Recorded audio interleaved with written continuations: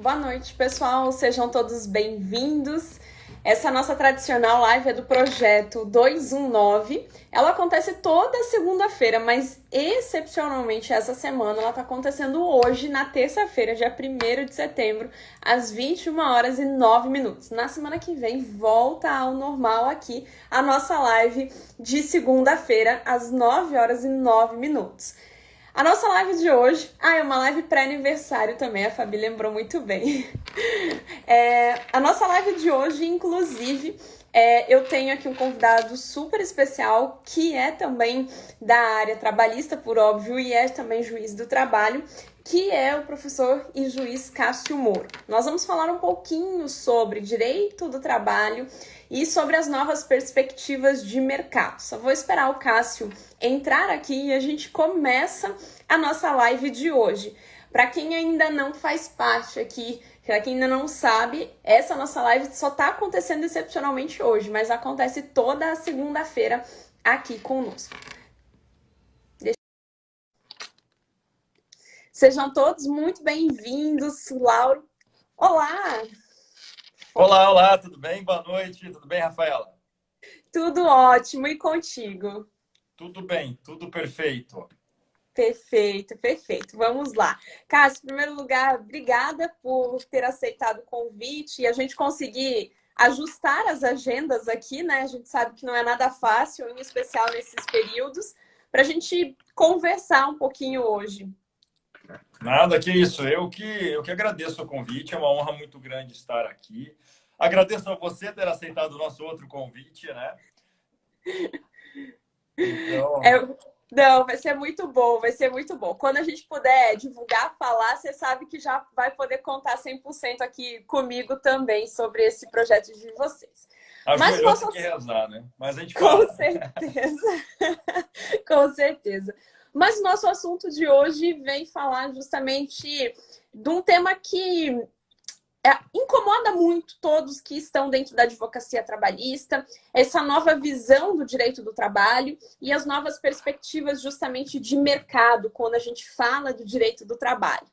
E queria ouvir de você, o que você vê diante de todo esse cenário, diante de todas as modificações que nós sofremos aqui, vamos dizer, de uma forma abrupta e rápida, né? Todas essas modificações. Alguns já estavam adaptados, outros aqui acabaram entrando dentro dessa mesma onda.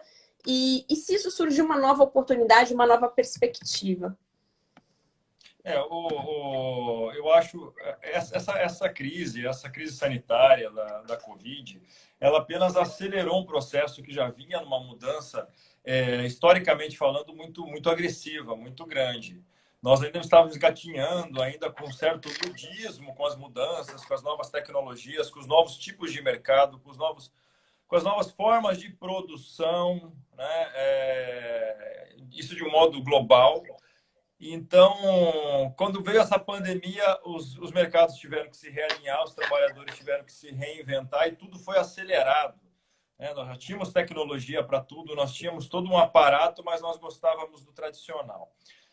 O mercado está mudando muito, a pandemia mostrou uma evidência muito grande. Eu já entro no assunto que me chama muito a atenção, que é a tese do Fórum Econômico Mundial hoje, de Klaus Schwab, que nós precisamos de um restart na economia. As empresas hoje estão ficando cada vez mais sustentáveis, só sobreviverão, ele já falava isso, as empresas que têm uma gestão avançada de stakeholders, de partes interessadas. E nessa pandemia a gente verifica exatamente isso, que apenas aquelas empresas que já vinham trabalhando com alto comprometimento com todos, e na nossa área específica com os seus colaboradores, com os seus trabalhadores, é que fatalmente sobreviverão a essa crise. E quanto a isso, aí nós temos muito diálogo para falar e um longo caminho a percorrer quanto à proteção jurídica dos novos trabalhadores, das novas formas produtivas. E acho que o Brasil está um pouquinho atrás, ainda com os discursos um pouquinho mais defasados, alguns discursos mais próximos lá da conferência de Potsdam, no pós-guerra, do que efetivamente de pensar um novo modelo econômico, um novo capitalismo, como já está fazendo o Fórum Econômico Mundial. Acho que basicamente isso é a introdução do que a gente tem por vir aí, um longo caminho de muita dificuldade. Com certeza, com certeza. Eu também encaro muito esse cenário.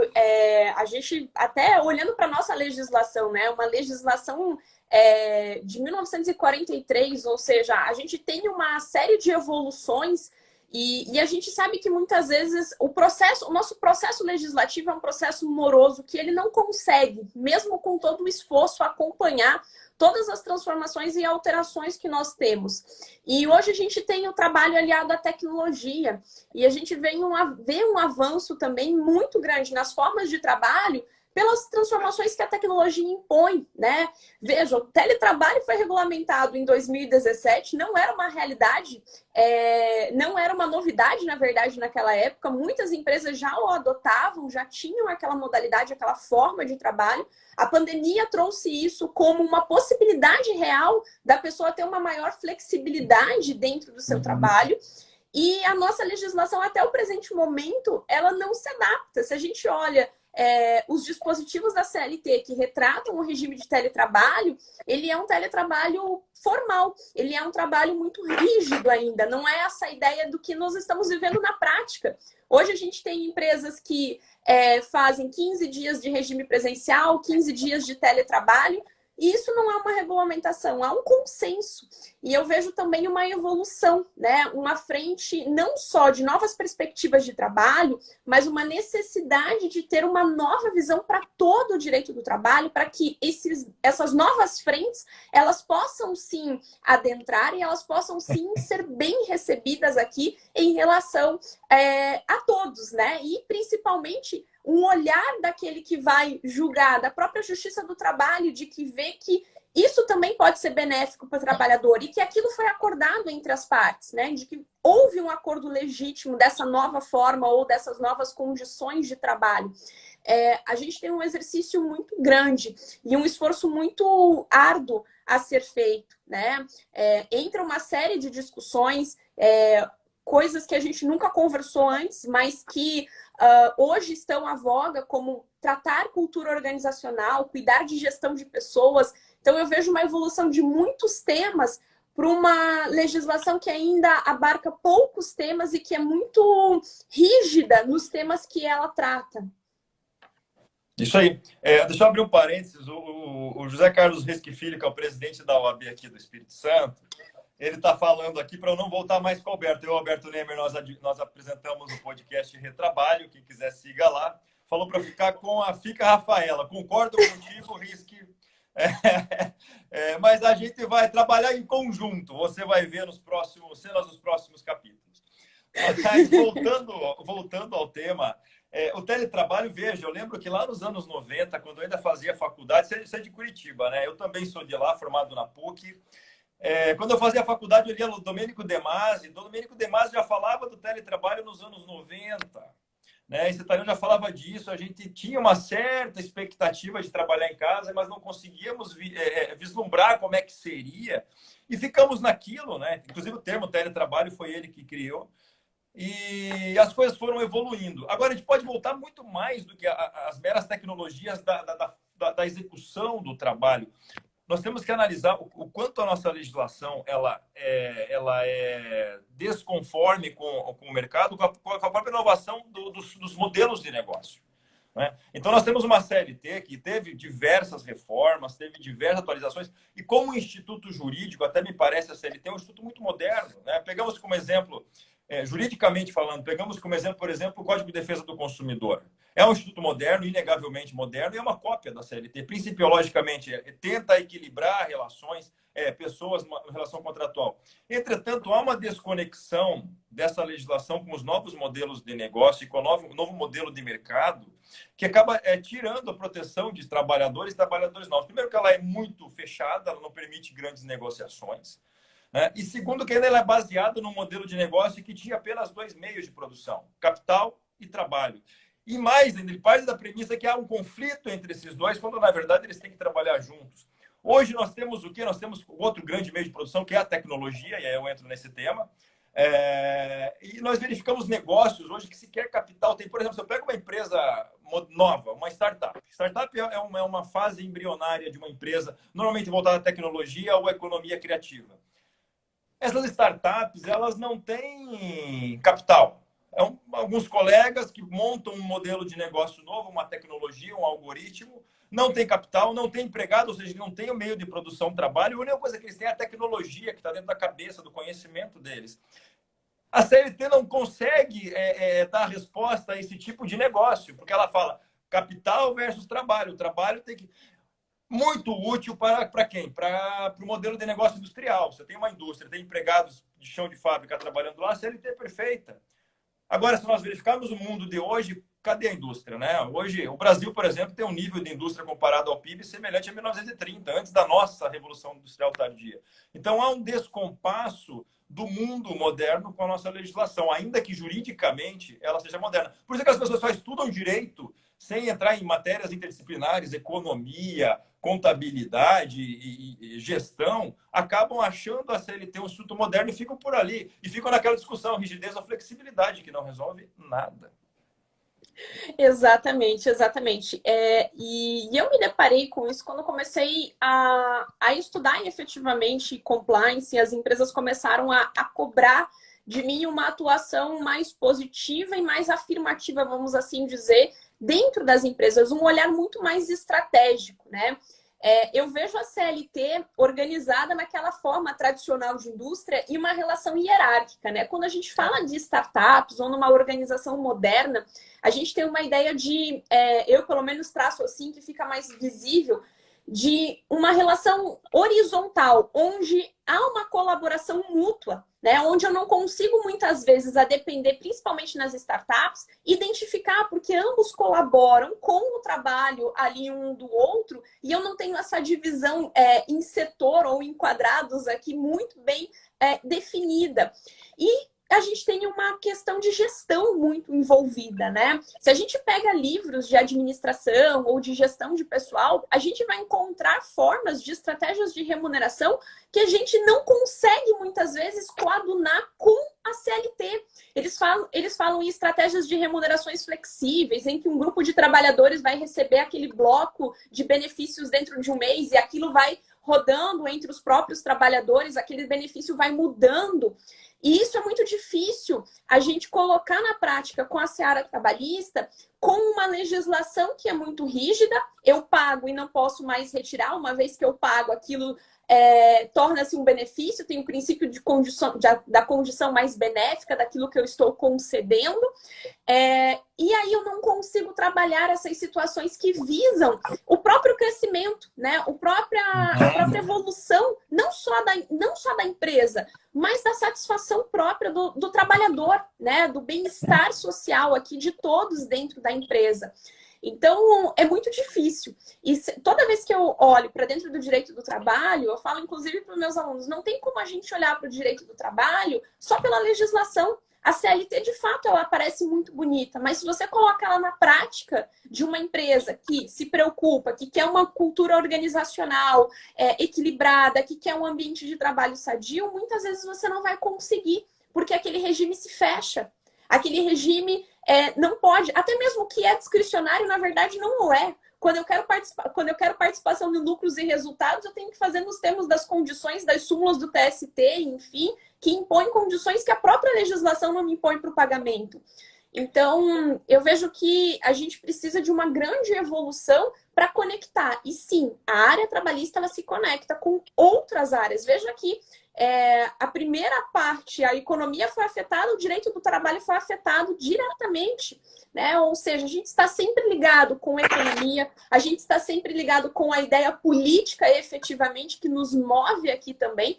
Então, eu acho que já passou da hora de nós, advogados, principalmente, olharmos para um direito do trabalho tão somente no seu status legal, mas sim num formato global, numa visão mais macro. Com certeza. Eu até entrei na faculdade de economia porque eu me sentia um leigo na minha própria área.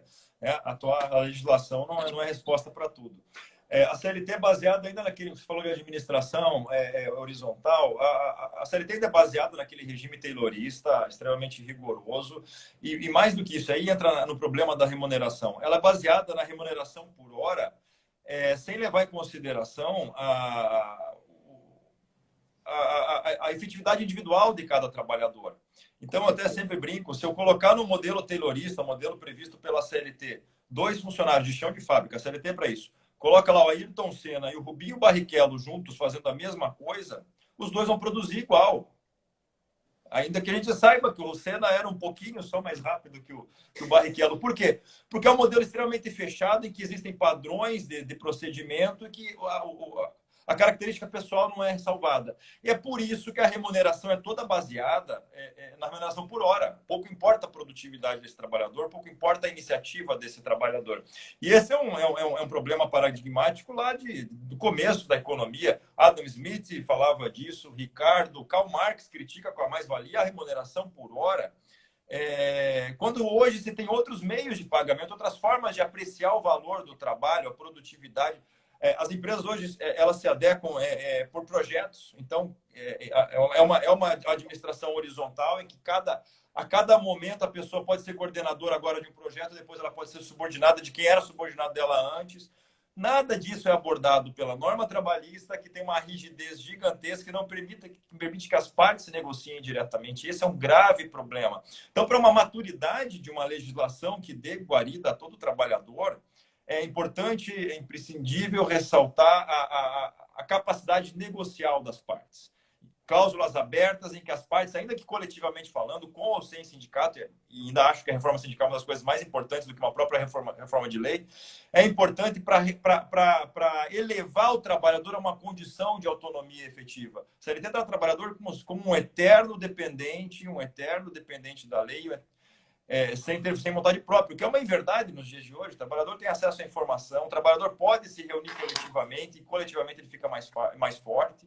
Enfim, estamos trabalhando para ter uma nova visão do direito do trabalho, que é imprescindível para o mercado, é imprescindível para todo mundo. Vamos ver o que vai acontecer. Com certeza, com certeza. Eu também tenho um pouco essa visão e vejo que quando a gente tem essas soluções, muitas vezes ainda o direito do trabalho como um todo brasileiro aplica aqui de uma forma errada a ideia do princípio da proteção, né? A gente já parte de um pressuposto justamente de que a gente tem uma desigualdade, a gente não parte de uma negociação justa, né? A gente tem que lembrar que os tempos mudaram e que a vontade das partes também mudaram, né? Como você bem disse, o acesso à informação, muitas vezes o empregado tem um acesso à informação muito maior que o próprio empregador, né? As notícias acabam circulando, hoje a gente dificilmente, salvo algumas atividades ainda, o empregado ele não tem essa possibilidade ou essa facilitação no acesso à informação, mas vamos partir aqui na grande maioria em relação a essas condições. E aí a gente tem o princípio da proteção, que para mim funciona de uma forma, ou deveria funcionar de uma forma completamente distinta do que nós temos hoje. A ideia de que, nossa, eu tenho que pensar em leis pelo princípio da proteção, eu tenho que solucionar um conflito pelo princípio da proteção, eu tenho que garantir a condição mais benéfica pelo princípio da proteção. E eu faço com que esse princípio esteja regendo todas as relações a todo momento, enquanto, na verdade, ele só deveria valer aqui a partir do momento em que eu efetivamente tivesse uma condição desigual, em que eu tivesse uma negociação da qual ela não foi justa, em que eu tivesse uma negociação em que está se tirando efetivamente uma condição mais benéfica, mas a gente tem que sim, a tutela do direito do trabalho tem que ser uma tutela pelo trabalho, pela garantia dessas condições e dar efetividade, amplitude para as partes aqui e voz para todas essas partes, empregado e empregador.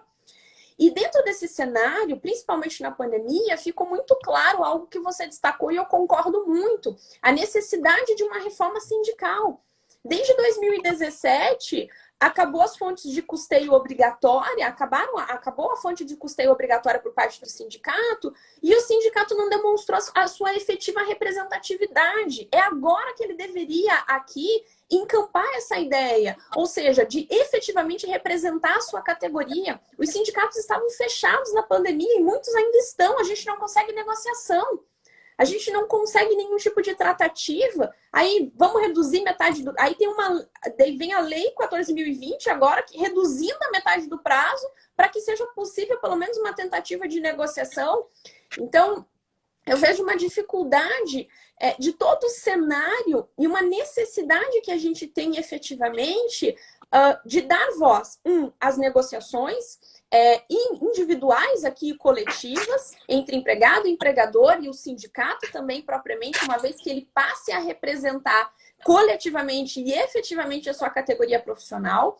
Num segundo passo, olhar para esse princípio da proteção, que me incomoda muito essa visão que a gente faz de que o empregador, ele é o capital, ele é o explorador e ele só quer justamente se valer das condições de mão de obra. E a gente consegue ver muito bem que não é essa a realidade. Né, que pode, infelizmente, a gente tem ainda notícias que coadunam, que compactuam com esse discurso, mas isso não é a maioria hoje. Então, são situações que a gente tem que vencer aqui para encarar justamente uma mudança profunda e uma nova visão para dentro de todas essas condições. É isso mesmo. O que acontece? Até alguém questionou aí, mas como é que vai negociar com o detentor do poder econômico? Aí é uma necessidade de uma análise de quem realmente emprega nesse país. E a grande maioria de quem realmente emprega nesse país é o micro e pequeno empreendedor. Micro e pequeno empreendedor, muitas das vezes, sequer capital tem. Eles têm um grande empréstimo com financiador. Startups são um modelo típico disso. Pequenos negócios pegam um grande empréstimo para pagar os seus trabalhadores e um pouco de investimento em estabelecimento, em maquinário, de repente. Ou seja, o dono do capital sequer é o empregador. Olha como a CLT erra o alvo bonito. Eu vou atrás do capital, que já começa errado. E ainda vai atrás do empregador, que não é a pessoa que detém o capital, que tem o mercado financeiro, grande parte das vezes, desse pequeno e microempreendedor. Não raras as vezes, esse pequeno e microempreendedor, o sócio, ganha muito menos por mês do que o seu próprio empregado, do que seu gerente, ou até que o empregado executivo. Né? Então, há um erro muito grande em achar que todo empregador é um grande detentor do poder econômico. Isso não existe, isso não é verdade. E o que é pior, se a gente tem um mercado em que há uma legislação extremamente rígida, esse pequeno e microempreendedor, eles suam, eles têm uma dificuldade muito grande de cumprir com todas as obrigações seletistas. É uma mão de obra cara paralelamente ao salário. Então, esse empreendedor pequeno ele vai ter dois caminhos aqui. Ou ele vai deixar de pagar algumas parcelas porque não tem condições, ou vai para a informalidade. Quando ele faz isso, o grande empregador ele tem condições de pagar pela CLT. Quando ele faz isso, ele vai para a informalidade, ou ele vai fechar as portas, ou vai ser condenado a justo trabalho. E pode verificar que as grandes condenações de trabalho são de pequenos empregadores. Né? Fazendo isso, o segundo passo, a mão de obra abaixa o salário, porque se aumenta o desemprego, aumenta a oferta de mão de obra, o salário abaixa. Quem que se dá bem? O grande empregador. Então, o nosso sistema de relações de trabalho hoje, nosso sistema trabalhista é extremamente benéfico para o grande. E o pequeno e o médio são vistos equivocadamente como donos do capital, e isso é um grande erro que massacra exatamente com o trabalhador, porque isso faz baixar o valor da mão de obra dele. Exatamente, exatamente. Esse é o cenário que eu também vislumbro em relação a toda essa relação. E tem várias pesquisas, FIEP, Sebrae, de todas essas pesquisas, cerca de 90% do Brasil, são micro e pequenos empreendedores. Não são nem médias empresas ali que estão no faturamento de até 4,8 milhões, ou seja, é muito menor o faturamento ainda dessas empresas. E ainda a forma, né? Primeiro que a gente precisa, começando pelas startups, elas iniciam justamente porque a formalidade para elas custa muito caro, então elas acabam iniciando o próprio negócio ali como elas acham, né? Na informalidade, na irregularidade, no acordo, muitas vezes, em relação a essas condições de trabalho, e vai se desenvolvendo. Na medida que a empresa vai crescendo, ela vai se preocupando em formalizar aquilo que começou na informalidade. Então, muitas vezes essa empresa quiçá se preocupou com a área empresarial, de fazer um contrato social com o advogado, pegou o contrato social do contador, fez as contratações todas por base ali no contador, não fez uma análise estratégica do que eu posso contratar, do que talvez seria cabível aqui até mesmo uma situação de terceirização, uma outra modalidade de contratação para diminuir custos, enfim, e ele acaba contratando por aquilo que ele tem na mão dele e por aquilo que o contador também tem de seguro, que é a CLT, dentro dessas bases de contratação. E isso torna-se muito custoso, e é por isso que a gente vê esse cenário de grandes condenações, a gente vê fenômenos de pejotizações dentro das empresas. Por quê? Porque a gente luta constantemente para reduzir custos, né?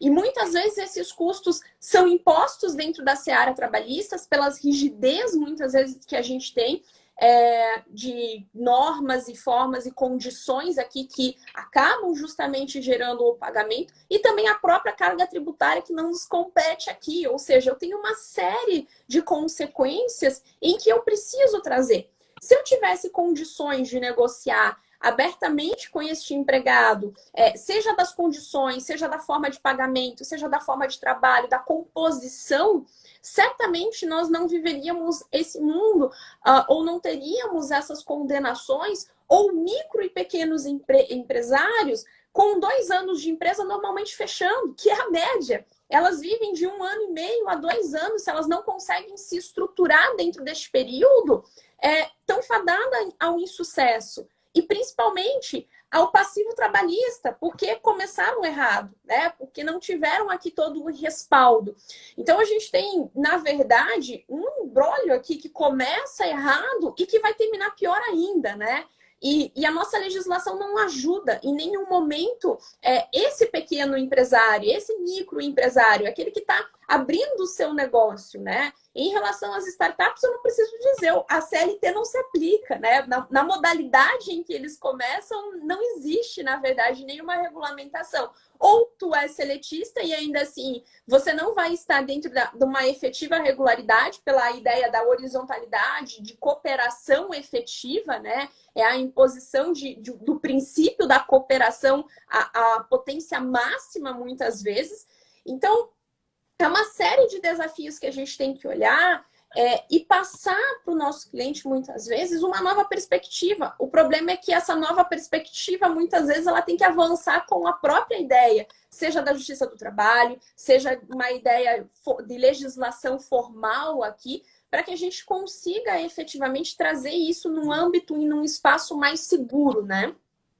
Não, isso mesmo. Eu estava esses dias, a gente fez um evento sobre as novidades do trabalho e me foi incumbido estudar um pouco contratos de vesting, muito usados nas startups. E a CLT ela tem um sério problema, né? Você não pode chegar para uma pessoa, um trabalhador, não tem como te contratar pela CLT, mas se você ficar aqui 2, 3 anos, você vai virar sócio. A gente faz um contratinho que é o contrato de vesting. A CLT, o jurista do trabalho, interpreta isso como uma fraude. Porque ela não consegue admitir que esse trabalhador pode um dia se emancipar e se tornar sócio dessa empresa. Não, ele tem que ser sempre empregado vulnerável. É o que a CLT fala, e isso é um grande equívoco.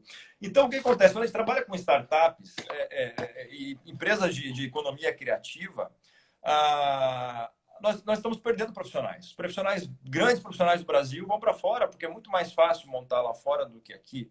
E aí, olha a gravidade disso. A gente perdendo um profissional bem qualificado, nós ficamos com um profissional mal qualificado aqui. A renda geral per capita do Brasil diminui, porque você perde o grande profissional bem qualificado, você perde o consumo no Brasil e você cria um ciclo vicioso aqui em que a economia só vai desabando, com mão de obra altamente deficitária.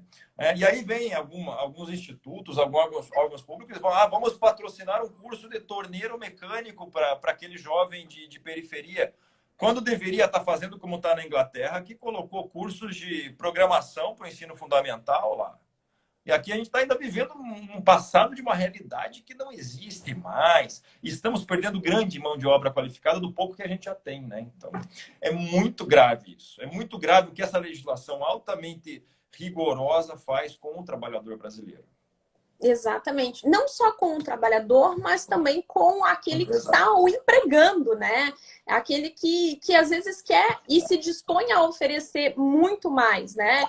Eu vejo, por exemplo, além do meu escritório de advocacia, eu tenho uma empresa também, e para todas essas dificuldades, porque querendo ou não, ela é uma empresa de tecnologia, trabalha muito com tecnologia, E a gente tem profissionais que são, no mercado comumente, remunerados de formas distintas, mas num formato de trabalho ele é CLT, mas ele não se enquadra, ele não se encaixa dentro da CLT, porque ele vai ser remunerado por um percentual, muitas vezes, de determinado projeto que é muito bem sucedido, ele vai ser remunerado por eventual distribuição no final também do ano, ou seja, é uma forma de trabalho distinta. E também as próprias relações com carga, com jornada de trabalho, essa possibilidade de você ter uma flexibilidade em determinar as condições. Cada empresa funciona de uma forma diferente. Cada empresa tem aqui a sua particularidade, né? Por exemplo, lá na empresa, inclusive, a gente tem períodos que são picos de trabalho e picos que são de zero trabalho. Então, a gente, às vezes, acaba ultrapassando a jornada, a gente fica, pelo amor de Deus, agora a gente vai fazer isso, vai fazer aquilo. Ou seja, a gente fica muito preso às condições do que a gente vai fazer e é muito engraçado como as outras áreas, como a gente comentou de gestão legal, elas conseguem ver uma visão muito ampla. No entanto, sem o seu embasamento legal, né? Sem a CLT propriamente para regulamentar aquela situação quando você estuda.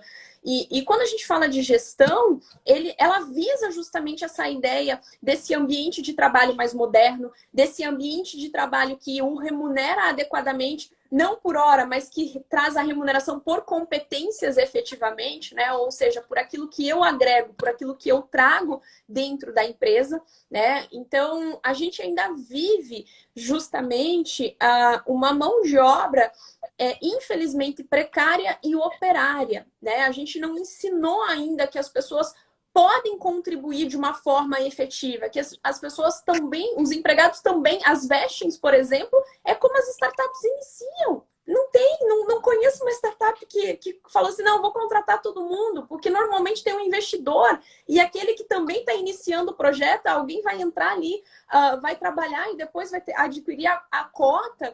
E a CLT, como você bem disse, a Justiça do Trabalho ela não consegue enxergar isso como algo legal, ou pior, como foi pactuado com as partes consentiram com isso, de livre e espontânea vontade, né? Ou seja, a autonomia da vontade ela é muito mitigada aqui, seja na elaboração do contrato, seja na tomada de decisões pelas ambas as partes, até mesmo a negociação coletiva. Antes da reforma trabalhista, o próprio judiciário fazia análise e questões de mérito daquilo que foi negociado legitimamente pela categoria profissional que representa aquela entidade. Então, há uma série de interferências e eu vejo que a gente precisa voltar um pouquinho e deixar que as partes tenham a efetiva autonomia de negociação e também de estipulação dessas condições, né? Não. Primeiro, temos várias questões equivocadas. A primeira, eu não sei o que aconteceu ali, mas o Dalegrave andou falando. Hoje é aniversário dele, viu? É aniversário dele, ele vai apanhar, porque é para estar com a família, com a sua esposa, Dalegrave. Parabéns, fico honrado que você está aqui assistindo, mas hoje é seu aniversário. Volta lá para a janta, para o bolo, e guarda um pedacinho, pena que eu estou longe. Não consegui ver o que ele falou ali. Mas, enfim, tem várias situações equivocadas nisso tudo. Então, primeiro, os sindicatos, quando vão negociar, e nós sabemos, os sindicatos hoje, fez carinha.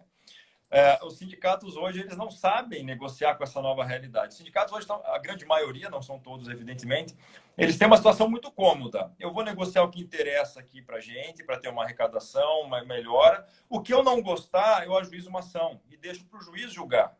Então, o próprio sindicato, ao invés de querer resolver os problemas com a outra parte, com o sindicato de empresas ou com a empresa diretamente, ele joga para o judiciário.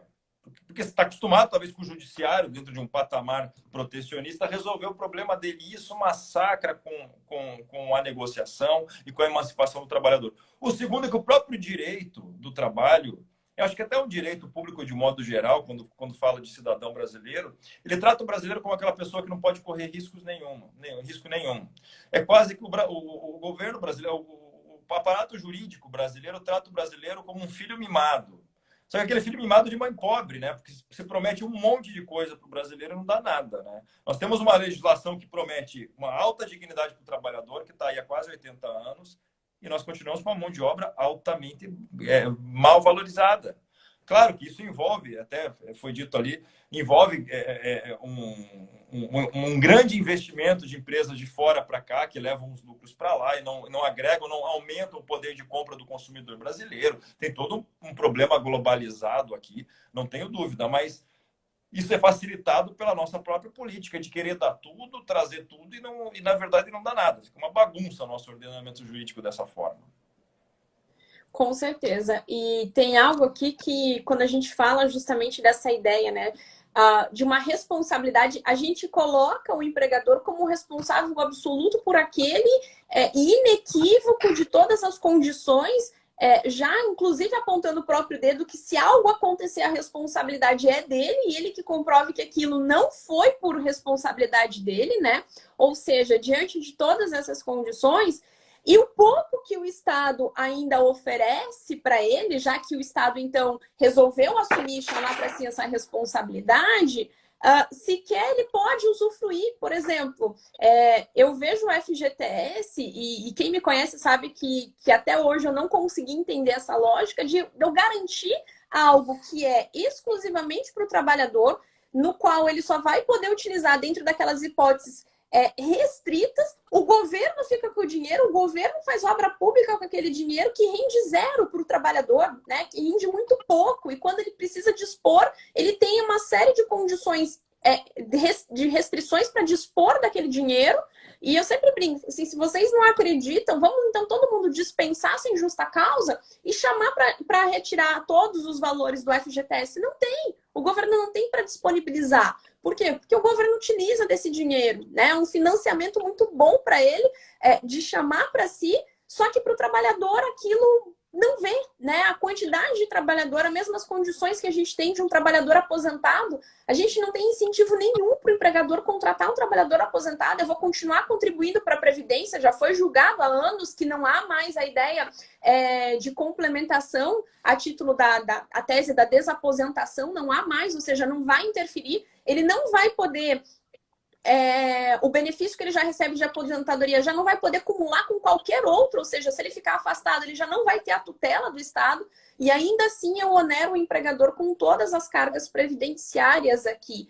Ou seja, me parece que esse sistema ele não fecha, né? Essa conta no final do mês pro empregador não fecha. Em especial aqui, embora todo o sistema beneficie muito as grandes empresas, a conta não fecha também para ela, porque quando ela passa a ser do lucro presumido, aumenta a própria carga previdenciária, a própria carga tributária dela, né? Enquanto no simples o empregador se desonera ali muitas vezes da sua parte, no lucro presumido, no lucro real, eu já tenho uma condição distinta também que traz uma sobrecarga aqui, né? Ou seja, a gente tem um problema de legislação, a gente tem um problema econômico e a gente tem um problema político para que todos esses problemas tentem se resolver e adequar essas novas condições, né? As relações se tornaram complexas. Não é só eu querer contratar, não é só a minha vontade e pago o salário.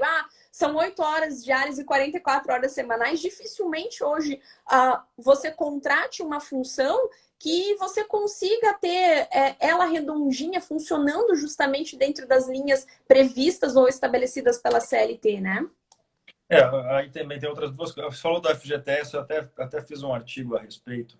Eu critico muito o discurso, a narrativa é muito boa e as pessoas compram aquilo como um benefício. O FGTS foi criado lá por Roberto Campos na época do regime militar.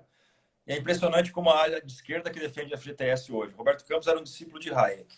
Mas na época ainda havia um trade-off, né? Você escolhia ou a estabilidade decenal ou o FGTS. Você já tinha um trade-off que não incorporava o FGTS efetivamente no custo da mão de obra. Era independente para quem escolhesse. A partir de 88, quando acabou-se a estabilidade, o FGTS virou único mecanismo. Isso, no longo prazo, fez com que o FGTS incorporasse a mão de obra e o resumo disso é que 8% do seu salário é dado para o governo e você pode, como empréstimo compulsório, isso aqui não é nem uma poupança compulsória, a poupança você pode sacar a hora que você quiser.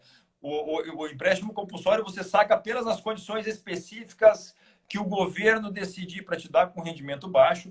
E é claro que daí tem aquela sacanagem, ele pega o seu dinheiro para construir um projeto de casa popular para te vender a casa com juro mais alto do que rende o FGTS. Então, isso é extremamente agressivo, extremamente enganador. Como outras parcelas, por exemplo, o 13º salário.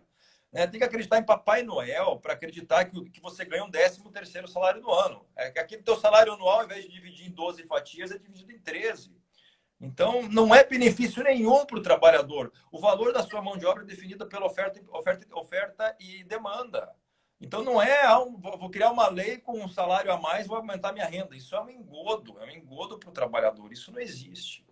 Então, nós temos que repensar esse tipo de coisa. Senão, o trabalhador nunca vai sair nessa zona de certo conforto, porque ele tem aquele trabalhinho, aquele salário, e sendo enganado pelo governo e por todo esse sistema pernicioso que massacra o trabalhador. E claro, e como tem várias parcelas, as parcelas têm uma oneração sobre a folha, onera o empregador também, e quem é o grande sócio que recebe tudo isso acaba sendo o Estado, que mal usa o seu dinheiro público. Com certeza, com certeza. E isso acaba tornando as relações das formas que elas são, rígidas, inflexíveis, tornando elas incompatíveis com a realidade que a gente tem hoje, né?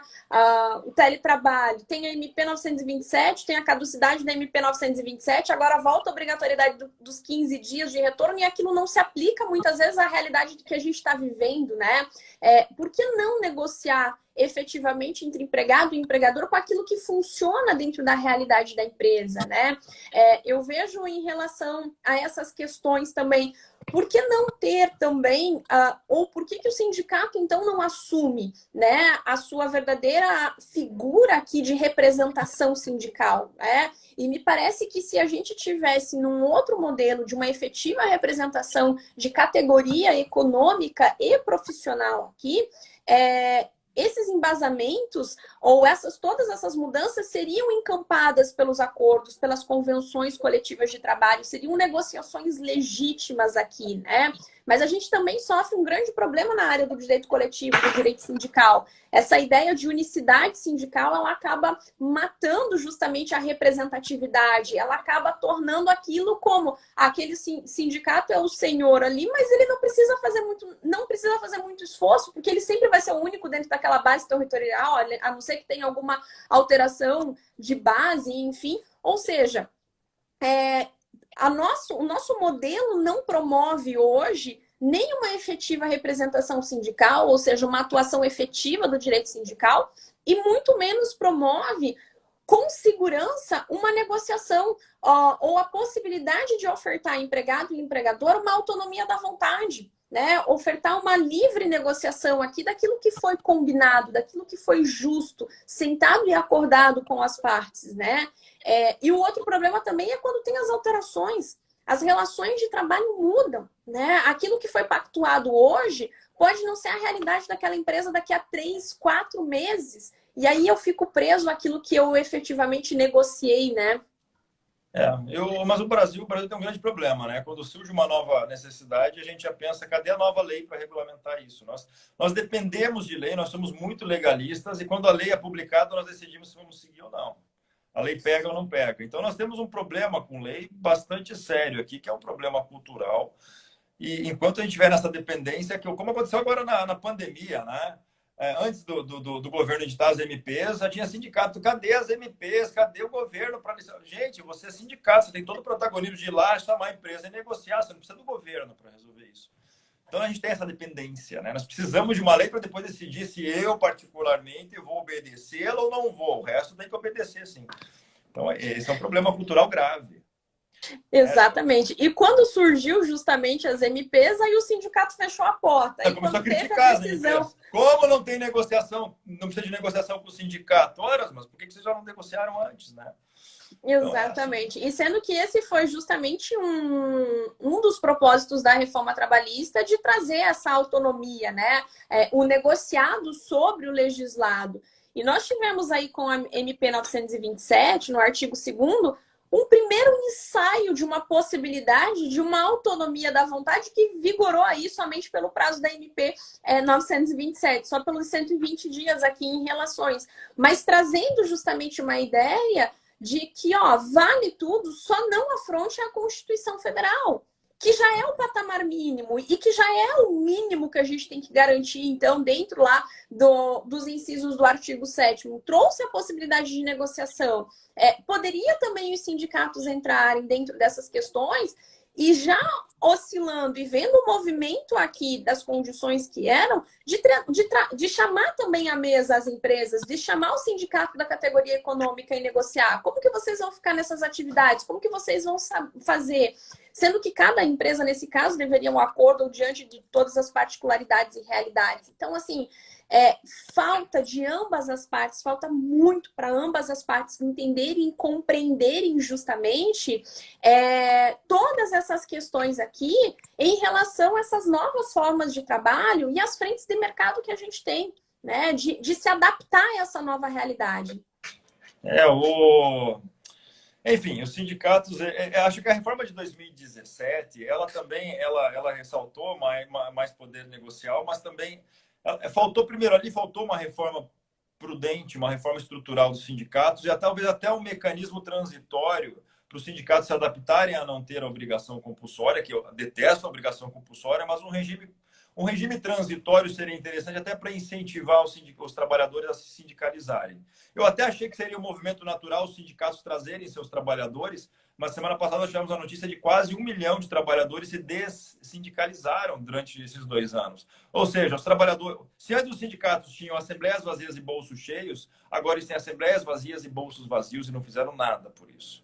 Então, nós temos um problema muito sério ali. Enquanto nós não resolvermos, as relações de trabalho vão ficar muito prejudicadas. Concordo plenamente.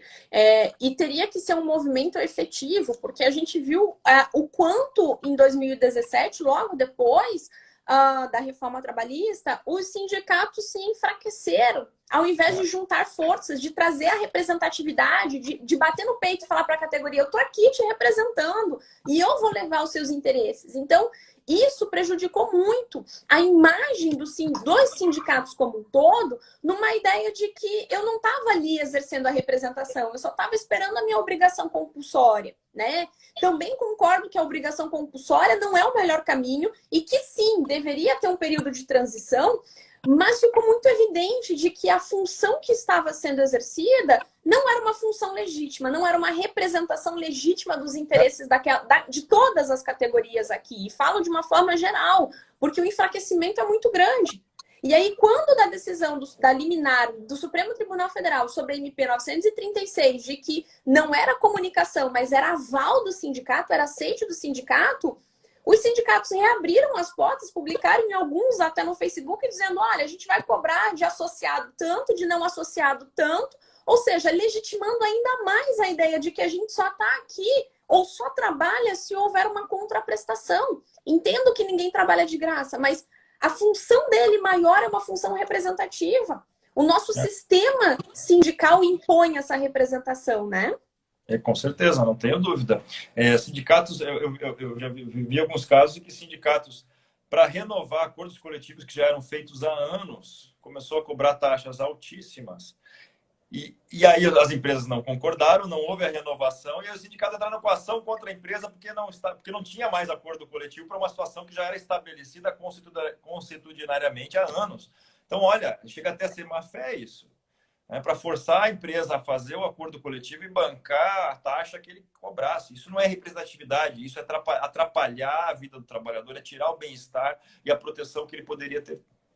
Então, é muito difícil. Tem que haver um repensar disso. Primeiro ponto é acabar com a unicidade. A partir daí, você cria sindicatos efetivamente interessados, porque eles vão ter que ter representatividade para ter alguma coisa a oferecer ao seu trabalhador. E por aí vai. Né? O segundo é talvez perder a dependência de lei, que nós temos gigante, nós queremos lei para tudo.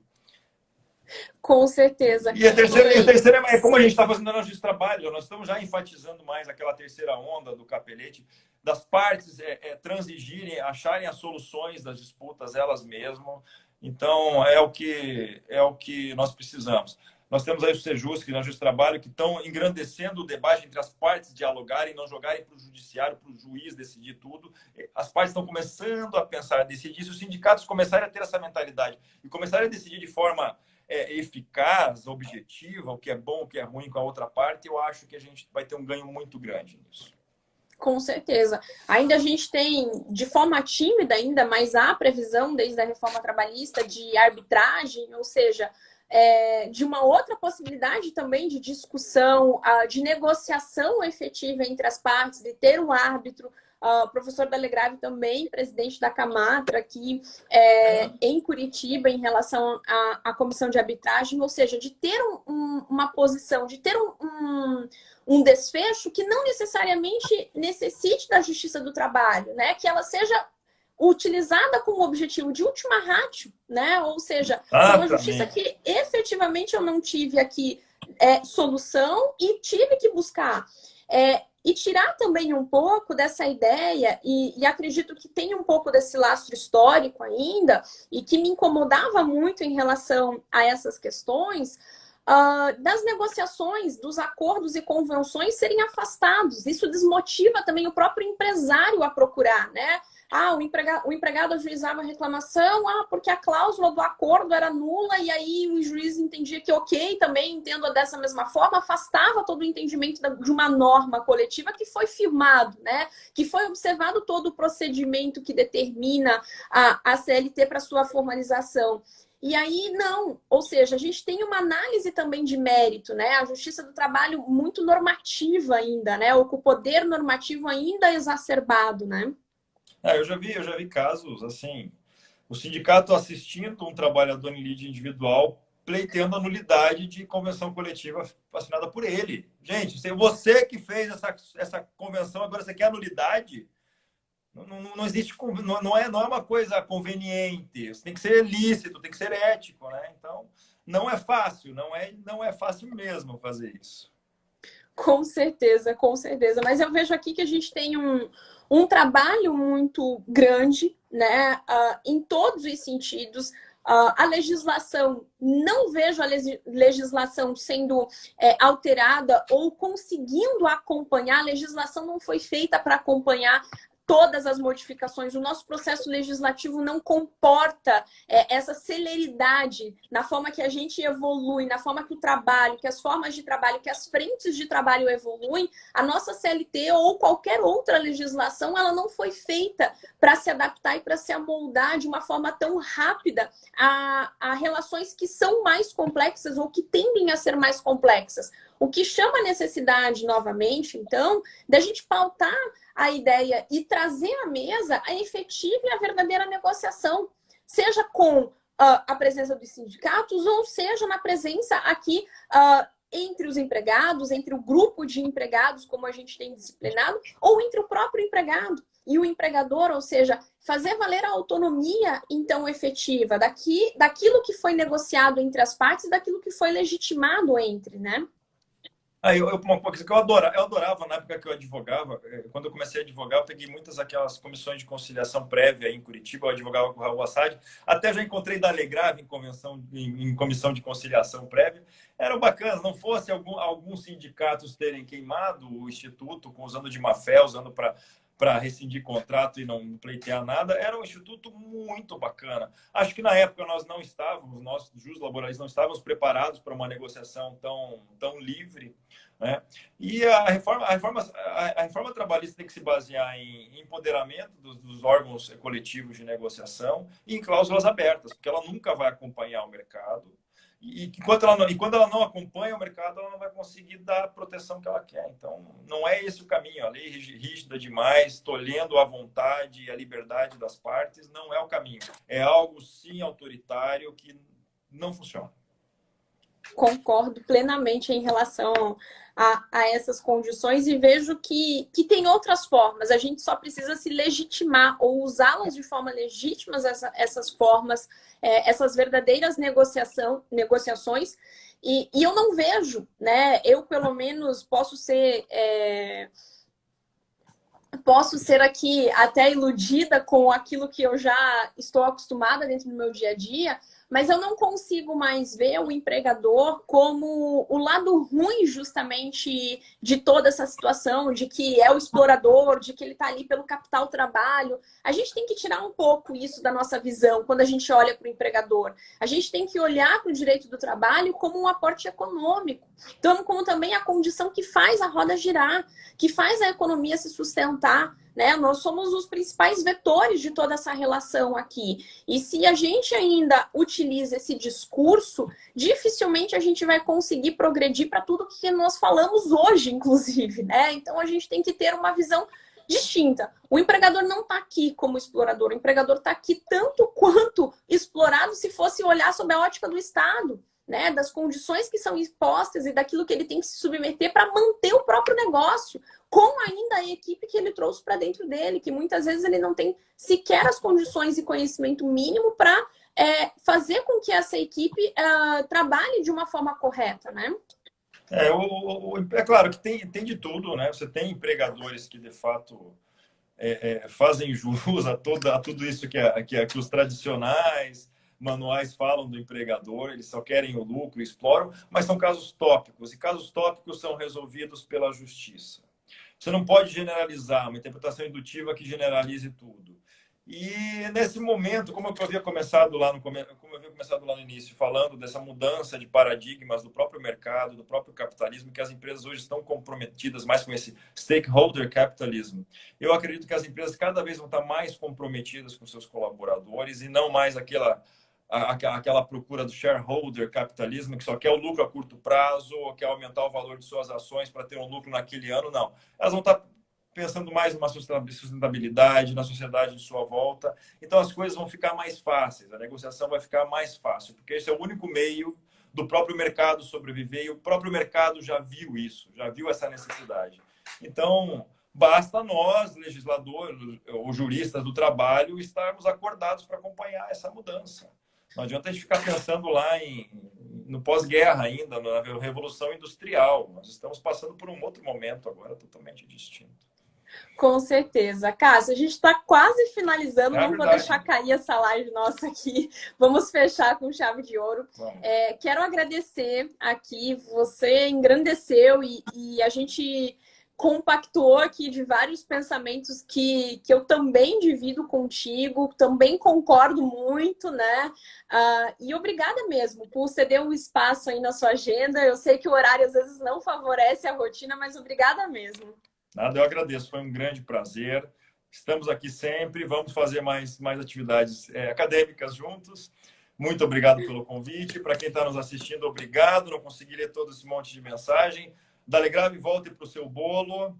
E sigam o nosso Retrabalho Podcast. A gente está na CBN, agora a gente vai começar com novas atividades acadêmicas. A gente vai divulgar nos próximos dias.